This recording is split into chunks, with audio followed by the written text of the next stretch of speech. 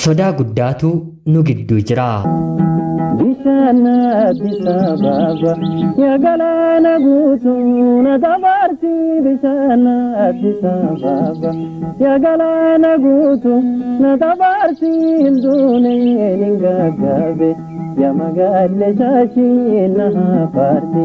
Yeroodhaaf maqaa kiyya himachuun barbaadu kanan dhaladheetti guddadhe godina Jimmaa aanaa Sigmootti. Barnoota galeen umuriin koo akkuma jabaateen karaa galaanaa imala koo gara biyya hambaatti raawwadhe. Jiruu godaansa irratti nama qunnamus ta'ee biyya ormaa yeroo jiraatan maaltu akka nama mudatu dubbachuu koorraa hedduun keessan ana caalaa beektu jedheen yoomanitti dhiise wayyaa. Akkuma obboloota koo hedduu godaansi anaan wanta baay'ee na gooteetti. Haala kanaan jireenya biyya ormaa keessa toon jiraachaa jiruu akka carraa ta'ee yeroo hedduu dubara tokko waliin yaada barreeffamoota garaa garaa irratti barreessinuun otoon beekiin wal jalaa deddeebisna. Guyyaa tokko guyyaa lama otoo hin taane hanga nu ajaa'ibuu gahuutti jechuudha. Turtii yeroo dheeraa erga wal taajjabnee booda anis friend requestiitti ergeen nagaa gaafadheen maaliif komentii jalatti na qortaa yaa obboleettii koo jechuun isheen gaafadhe. Isheenis naaf deebistee edaasii yeroo hundaa yeroo ani komentii barreessu replee naaf gootee yaada kiyyatti yaada jabaa kan dhiyeessitu jettee naaf deebiste. Si'a ana dhautoo wal jennu haasoon karaa walii keenyaaf banamtee waliin taphachuu kan eegalle.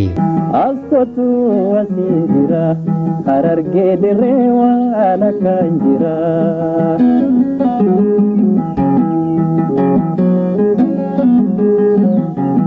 Otoon beekeenis baatiiwwan hedduuf wal taphachiisaa waliin haasaa turre. Haasoon yoo baay'attu maaliif walitti baay'istanii hin jedhamu mitiire. Haasoon nuti qabanne durumaa yaada keenyaan tokko waan taateef gara jaalalaatti nu qabattee mucacaatte.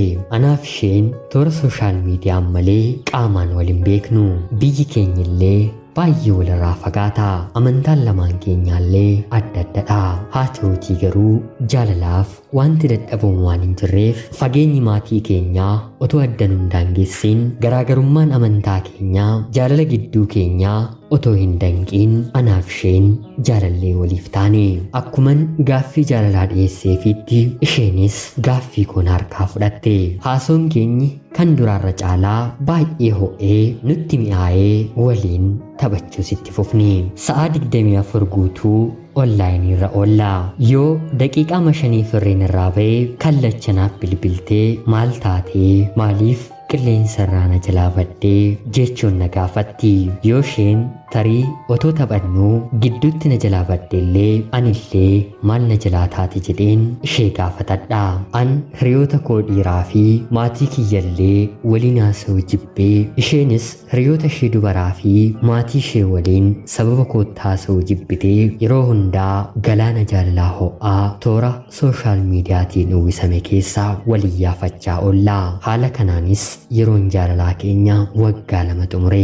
Waggaa 2 kana booddee wanta baay'ee na amanuu jalqabdeef jaalalleen koo qarshii kiyya maatiin koo na harkaa fixaa waan jiraniif na harkaa fuudhiitii of bira kaayii jechuun na gaafatti.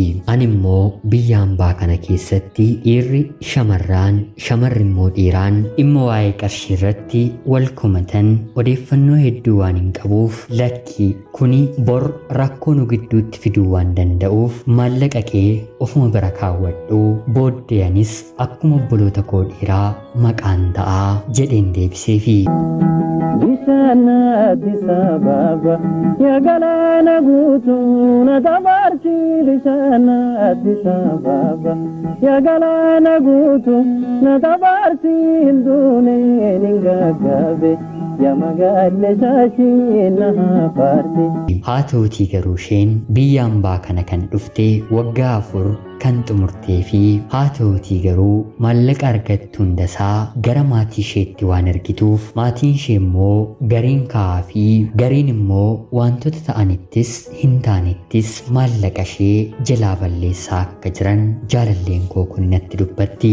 Anis ammas deebiseefiin ani maallaqa keessi jalaa nyaadhee orma ta'ee booddee maqaan kiyya baduurraa gara maatii keetti ergadhuutii isaan hundi dhiiga kee kan ta'an yoo si nyaatanii si jalaa balleessan wayyaa ani ormadhaa ormi immoo ormumaa bor waliin jiraachuuf dhiisuu keenya rabbitu beekaa jedheen deebiseefi sababiinsaa ani maallaqa jibbee miti haa ta'uutii garuu harki maallaqa lakkooftee baay'ee ni dogongorti bakka rakkinaatti kan nama gahu yoo qabaatan maallaqa waan ta'eef anillee nama waan nan ta'eef bor wanta na mudatu waan hin beekneef deebii kanan deebiseefi isheenillee tole jettee dirqiidhaan yaada kiyya na harkaa fudhatte maallaqa isheellee ittuma fuftee gara maatii isheetti erguu jalqabde turtii yeroo muraasa booddeegaa akka wal jaallannee fi jaalala keenyaan walirraa gargar ba'uu akka hin dandeenye wanta walirraa hubanneef anis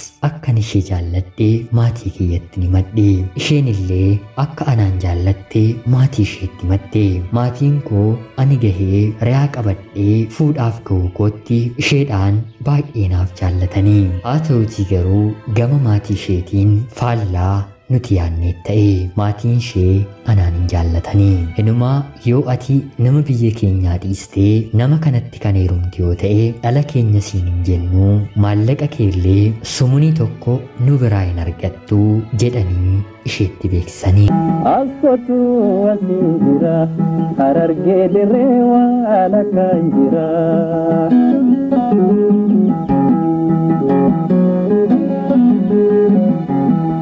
anis ta'e jaalalleen kiyya dubbii kana yeroo dhageenyu baay'ee naane dursa heerumuu fi fuudhuu keenyatti maatiin keenya wanta baay'ee nutti gammadan nutti fakkaatee ture haa ta'uutii garuu kanan taane dubbiin kun maatii ishee biraa dhufus haa ta'uutii garuu jaalalleen koo jaalala naaf qabdu duubatti hin deebisne waan fedhan haa fidanii malee ani siin gonkumaa hin dhiisuu jettee naaf deebiste anis yaada mataa kootiin maallaqa ani qabu anas ta'e ishee jiraachisuu hin dadhabu haa ta'uutii garuu waa'een maatii ishee baay'ee na yaaddeesse mana ijaarradheen meeshota na barbaachisan illee guuttadheen waan hundumaa qophaa'een fuudhuudhaaf eeggachaan jira haa ta'uutii garuu rakkinni kun baay'ee waan na sodaachiseef mee yaa oromootaa yaada keessan naaf qoodaa isiniin jechuun barbaada ana obboleessa keessan saawud arabiyaarraa ulfaadhaa nagaatti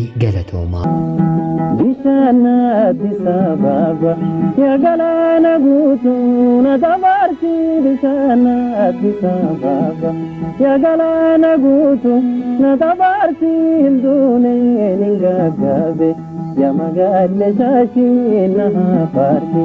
Yoyyaa shamaa akkam jirtu kabajamtoota hordoftoota qophii Oromiyaa 24 nagaaf jaalalli tokkummaan bakka jirtan hundaatti hunda keessaniif yaatu jecha guyyaa har'aallee xalayaa obboleessi keenya nuuf ergesiniif dubbiseen hin ka'a akkasin irraa barattaniif hubannoo cimaarraa argattan homaa shakkii tokko illee hin qabu obboleessa keenya ergaa kee kana nuuf qooduu keetiif guddaa galatoomi jecha kabajamtoota hordoftoonni qophii Oromiyaa 24 illee maal akka godhu maal gochuu akka danda'u yaada keessan komentii jalatti akka qooddanii fi kabajaan isin gaafadha hanga yoonaatti na dhaggeeffachaa kan turtaniitiif guddaa galatoomaa jecha laayikii fi sheer gochuun illee akkana deeggartan kabajaan isin gaafadha akkanumallee namoonni chaanalii keenyaaf haaraa taatan anaa dhufu kun Oromiyaa 24 guyyaa guyyaatiin xalayaa jaalalaa fi seenaa jireenyaa nama barsiisuu bashannansiisuu danda'u qabaattan karaa teelegiraamii karaa lakkoofsa bilbilaa kiyyaa duwwaa 937 naaf erguun irratti hirmaachuu hin dandeessu qopheessuuf qindeessuun isin waliin kanan ture ani gammachiista shoomeeti qophii gara biraatiin hanga walitti deebinutti bakka jirtan maraan turtii gaarii isiniif hawwaa horaa bulaa. Askotu asii jira harargee dirree waan akkaan jira.